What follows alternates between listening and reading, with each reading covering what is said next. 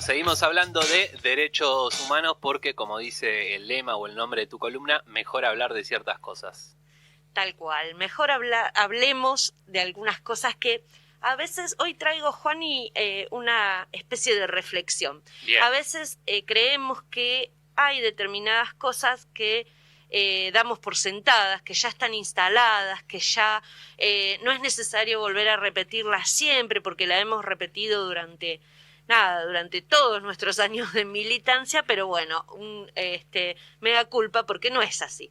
Siempre hay que estar repitiendo y sosteniendo determinadas cuestiones y determinadas verdades, sobre todo porque, bueno, primero se incorporan nuevas generaciones, ¿no? Nuevas generaciones de militantes y también nuevas generaciones de periodistas y de comunicadores, no solo por ahí periodistas, sino comunicadores. Yo no me considero, yo soy una comunicadora, ¿no? Quiero comunicar lo que tiene que ver con derechos humanos en la ciudad, lo que tiene que ver con mi agrupación. Entonces, bueno, ahí pululamos los comunicadores y las comunicadoras y a veces hay algunas cuestiones que quedan desfasadas. Vos algo recién le preguntabas al fiscal con esto de, sobre todo, esto que tiene que ver con que se repitió en este último juicio, que en los otros juicios no ha pasado tanto como un mantra que decir, este juicio que llegó 45 años tarde.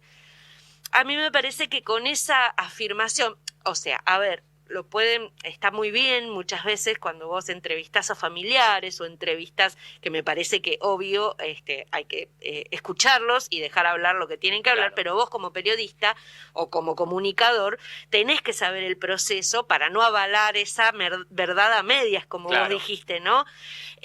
Si no queda instalada una cuestión como que parece una verdad revelada y no es así. Por empezar hay que saber que acá en la Argentina hubo un proceso de impunidad, sobre todo, ¿no? Paralelo al proceso de lucha de los organismos de derechos humanos. Que aparte fue más largo que el periodo que viene, cuando termina esa impunidad, se caen las leyes de impunidad justamente y comienzan los juicios. Es decir, hubo más tiempo de impunidad que de juicios. Exactamente, y eso es lo que nos lleva hoy. Por eso quiero hacer el hilo conductor. Ayer nos invitaban también a un seminario y me parece que era latinoamericano encima y entonces me parece muy importante porque siempre los otros países nos toman como ejemplo a nosotros en cuanto a este proceso de juzgamiento y este proceso también de memoria, verdad y justicia paralelo. Por supuesto, bueno, todos sabemos de los 76 al 83 se produce la dictadura genocida, una dictadura más corta que en otros países, pero mucho más intensa, con más desaparecidos, con más asesinados, y también con un proceso de lucha también diferente al resto de Latinoamérica, ¿no? Año 77 ya teníamos las madres, ya teníamos las abuelas buscando a sus hijos, a sus nietos. Había otros organismos que venían de antes, obviamente la Liga Argentina por los Derechos Humanos se llama ahora, antes era por los Derechos del Hombre, la PDH ahí conformada un tiempo antes de que se instale la dictadura, pero bueno, lo que tiene que ver con los organismos que se relacionaban filialmente, digamos, con las personas buscadas, empiezan a tomar una notoriedad y una fuerza muy importante. Madres, abuelas, familiares de detenidos desaparecidos por razones políticas. Bueno, mucho después, más adelante, en los 90, entraremos nosotros como hijos, ¿no? En esta filiación con las víctimas directas. Acá hay que poner sobre el relieve que, allí comienza la lucha de los organismos de derechos humanos filiales, estos que decíamos. Cuando llega la democracia, comienzan las investigaciones a todas esas denuncias que se produjeron durante la dictadura y las que se producen en masa en ese momento. Se conforma la CONADEP en el gobierno de Alfonsín, Comisión Nacional de Desaparición de Personas. Se realiza una maratónica investigación con miles de denuncias de personas desaparecidas y se logra, mediante esa investigación y mediante ese proceso, se logra lo que se conoció, llegar a lo que se conoció como el juicio a las juntas, ¿verdad? El material para ese juicio a las juntas fue la investigación de la CONADEP, de esta comisión. El juicio a las juntas, que bueno, recordemos, solamente enjuició a un puñado de genocidas, a las cúpulas, dejando por fuera todo el resto. A partir de ahí empieza la gran impunidad. El mismo gobierno que juzga, el de Alfonsín, que juzga esta cúpula, dicta 2 leyes para que no se siga juzgando al resto de los genocidas, las leyes de clave en este proceso, clave, las leyes de impunidad que le llamamos, que son de punto final y obediencia debida. A partir de ahí obtura la posibilidad de cualquier tipo de juzgamiento, esas leyes, ¿verdad?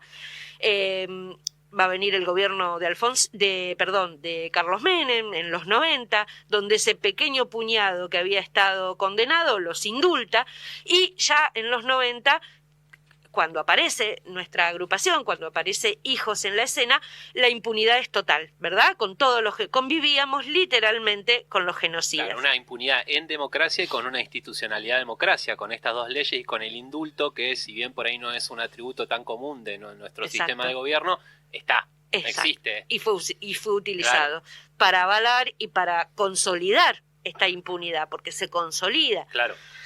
Una impunidad, a los genocidas, pero también una impunidad, digamos, que cala hondo en la sociedad, ¿no? Los 90 son recordados como el neoliberalismo al palo, donde nadie quería recordar, Vamos a tener que esperar a que lleguen los 2000, en el año 2003, cuando el Senado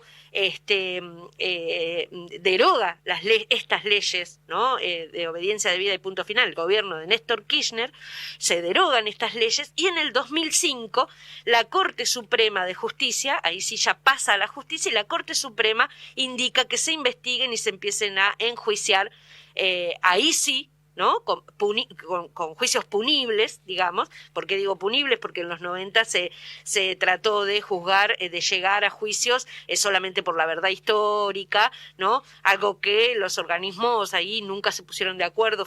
Nuestro país nunca aceptó estas cuestiones de la reconciliación, como otros países, ¿no? Verdad y reconciliación. Ayer hablábamos con un compañero de Chile, y él decía que lo más cercano que estuvieran de la justicia era eso, claro. Verdad y reconciliación, ¿no? Acá la palabra reconciliación, los organismos de derechos humanos nunca jamás la aceptamos, siempre el lema fue juicio y castigo. A partir del 2005, con esta posibilidad, empieza a ser posible juzgar a los genocidas. A ver, ¿ya cuánto pasaron? Estamos hablando del 76 al 83 la dictadura, al 2005, ¿sí? Ya pasaron todos esos años de impunidad estática, donde no se pudo hacer nada para avanzar en el juzgamiento. El primer juicio de lesa, la primera sentencia de lesa fue en el año 2006 en el país, ¿sí? Caídas estas leyes y con la orden de la Corte de investigar, en el 2006 tuvimos la primer sentencia por delitos de lesa humanidad cometidos en el periodo del 76 al 83. Acá en Bahía Blanca, bastantes años después, ¿sí? Acá en Bahía Blanca el primer juicio comenzó en el 2011 y tuvimos la sentencia en el 2012, ¿sí? 6 años después que el resto del país, recién tuvimos la primer sentencia. Hoy transitamos 7 juicios. Me parece que poner esto en valor, ¿no? Es más que importante. Primero que, bueno, por supuesto, esta demora que tuvimos en Bahía Blanca tiene que ver con la idiosincrasia y con las características de Bahía Blanca, ¿no? Los tribunales eran adictos adictos al poder o eran, por lo menos se los tuvo que recusar tanto a tribunales como a abogados defensores porque eran amigos de los genocidas. Sí, claro, eso que iba a decir, ¿no? Una ciudad donde el genocida Mazot hasta hace poco tiempo era un poco más el dueño de la ciudad y el jefe político de gran parte de la clase política, o por lo menos él se asumía así. Absolutamente, ¿no? Entonces, bueno, esas dificultades hicieron que llegáramos recién en el año 2012 a tener nuestra primera sentencia. Bueno, hace 10 años, hoy hago un paréntesis para recordar, hoy se cumplen 9 años de la señalización de la escuelita. del centro clandestino La Escuelita. Hoy, 10 de agosto, fue en el 2012, se cumplen 9 años de la señalización. A partir de ahí, ¿no es cierto?, del primer juicio en Bahía Blanca, fue todo un torbellino de avanzando, digamos, en estas cuestiones, ¿no? Tenemos 7 juicios, señalizaciones, estamos avanzando en lo que tiene que ver con un sitio de memoria, eso fue más lento, pero bueno, me parece que es importante poner en valor todas estas cosas. Yendo a AAA, tenemos que tener en cuenta que AAA, los crímenes de AAA fueron considerados de lesa humanidad recién en el año 2008, ¿sí? Ahí, nuevamente, la Universidad Nacional del Sur, en el juicio que atravesamos, este último juicio que atravesamos, el séptimo, el de Bahía Blanca, ahí la Universidad Nacional del Sur se puede presentar como querellante, porque había otras expectativas, ¿no? Si nosotros llevábamos a juicios a estos sujetos y nos decían, no, esto prescribió, o sea, no teníamos, ¿no?, forma de avanzar. En el año 2008, el juez Ollarvide decreta que los crímenes de la AAA son crímenes de lesa humanidad. Ahí se puede avanzar con estos crímenes de otra manera, ¿sí? Por eso la sentencia del otro día, ni bien empieza, el tribunal dice rechazar el pedido de prescriptibilidad porque la defensa igual lo utiliza. Claro. Entonces la defensa que dice, no, esto está prescripto, son crímenes comunes, no son de lesa. Si pasa, pasa. Si pasa, es parte de la jerga, ¿no? Entonces lo primero que hace el tribunal dice rechazar el pedido de prescriptibilidad, declararlos crímenes de lesa humanidad. Listo, ya está, sabemos que van a ser juzgados, ¿sí? Porque cualquier crimen prescribe a los 10 años. Todo esto lo tuvimos que aprender nosotros a lo largo ¿no? Por ahí no pretendemos que todo el mundo aprenda sobre leyes, pero cuando uno comunica tiene que saber estos procesos, porque si no estamos callando un gran proceso de memoria, verdad y justicia que llevó décadas, que por supuesto nos hubiese gustado a todos y a todas que sea mucho antes, pero que nos enorgullece que sea hoy, y que hayamos podido llegar y condenar. Y me estoy refiriendo por ahí a los que comunicamos, ¿no? A los y las que comunicamos, porque como te repetía, por ahí puede haber gente, familiares o gente que pueda tener otra percepción y eso hay que escucharlo y hay que atenderlo. Pero la realidad de los procesos históricos y la realidad de los procesos judiciales es necesario ponerlos en evidencia y es necesario, me parece que valorar todo lo que fue este camino de la impunidad por un lado y este camino de lucha por la memoria, verdad y la justicia, porque si no es como que todo parece lo mismo, como que se bastardea este proceso y por lo menos, a los organismos de derechos humanos sabemos, a los organismos nacionales, y en particular voy a hablar del mío, a Hijos, nos enorgullece absolutamente todo este proceso de juzgamiento que hemos tenido en este momento. Sabemos, ayer también comentaba esto en el seminario, ¿no? Sabemos que este proceso no van a estar condenados el 100% de los genocidas. Sabemos que no van a tener justicia los 30.000, uno por uno, de los 30.000 compañeros detenidos desaparecidos con nombre y apellido, ¿verdad? Sabemos que no vamos a encontrar los cuerpos de nuestros viejos, de todos, vamos a encontrar algunos. Sabemos que lamentablemente hemos encontrado recién 130 nietos y nietas, nuestros hermanos y hermanas restituidos y queremos encontrar los 500. Bueno, me parece que eso hay que poner en valor y sobre todo a la hora de comunicar hay que tenerlo muy presente y hay que saberlo. Incluso, me parece que quien quiere comunicar en lesa, hay capacitaciones, yo hace poco hice una capacitación con APDH, Ajá. que era abierta, hicieron 2 seminarios desde la APDH nacional, hicieron 2 seminarios muy, muy interesantes para poder comunicar con coherencia, comunicar fehacientemente desde los comunicadores y desde los organismos, ¿no? Era abierto porque se sabe que los que estamos en organismos comunicamos lo que tiene que ver con lesa. Así es que, me parece que las herramientas están y lo que faltaría es poner un poco de atención en ese tipo de cosas y comunicar bien.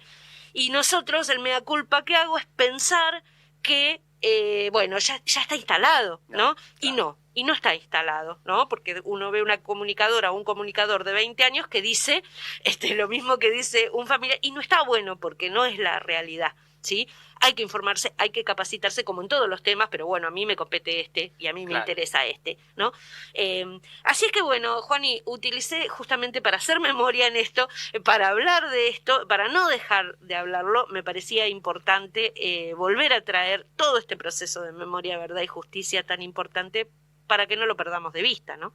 Súper claro, y me permito agregar también una reflexión en el mismo sentido. Yo también vi a algunos periodistas, bueno, un poco le preguntaba al fiscal Fermento en el bloque anterior, pero uno que me llamó mucho la atención, más allá de esto de los 45 años de impunidad, presentado así, fue que se decía en relación a Simón y Álvarez, que nosotros hemos hablado hasta el hartazgo en este programa, que se decía que eran los máximos referentes o algo así, creo que era la expresión del peronismo local. No, me parece que no hay que confundir el peronismo, que es un movimiento amplio, con el PJ y con el PJ de Bahía, que bueno, no está teniendo por ahí la mayor visibilidad en lo que es el Frente de Todos. Es desconocer también que cuando se firmó el documento de la sexta sección en apoyo a la candidatura de Máximo Kirchner en el PJ, ellos fueron excluidos, digamos, etcétera, etcétera. Pero después hice un poco de memoria, ¿no? Hablando de esto de los ejercicios de memoria que siempre son necesarios, y me acordé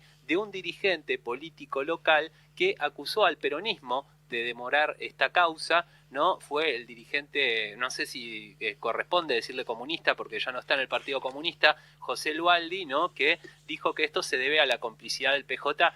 La verdad que bueno, más allá de una chicana, de un intento de llevar agua para su molino, no se puede, digo, creo que es hasta una pérdida de tiempo tomarse el tiempo de refutarlo. Yo nada más quería recordar que Lualdi tuvo un altercado con una joven militante tiempos atrás, eso también está bueno recordarlo, que la echó de una toma, le dijo, bueno, sos una provocadora, rajada acá, pendeja, no voy a decir la palabra, provocadora, bueno, la insultó, andate a la nanana que te parió, etcétera, etcétera, y esta persona ahora aparece como un dirigente avesado, opinando de derechos humanos, etcétera, etcétera.